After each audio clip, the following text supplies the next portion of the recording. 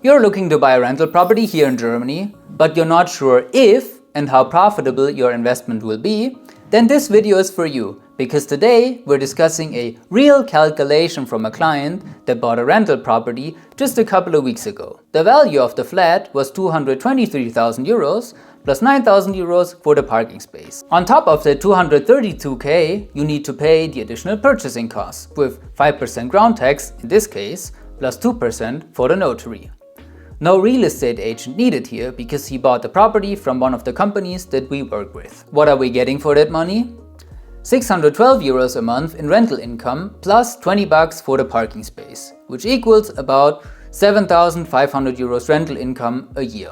And his investment out of his own pocket were only the additional purchasing cost of 16,000 euros for the notary and the ground taxes.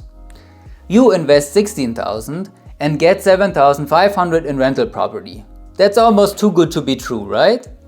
Right, because you need to get a bank loan of 232,000 euros here, exactly 100% of the property value. Earning 7,500 euros in rental income, paying 1.4% interest for the bank loan, which equals 3,200 euros, saving €1.50 per square meter as modernization reserve, plus 300 euros for property management, insurance, gardener, rubbish, elevator, all that stuff. Meaning he still makes 4,000 euros a year in profit. And now comes the interesting part. Taxes.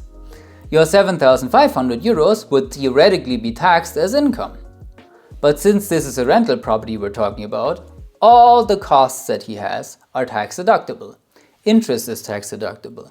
Property management is tax deductible. And the 2% depreciation is also tax deductible. Meaning you make a tax loss of almost 600 euros by investing in this rental property, which is exactly what you want because you get almost 250 euros back from Finanzamt with a personal tax rate of 42%.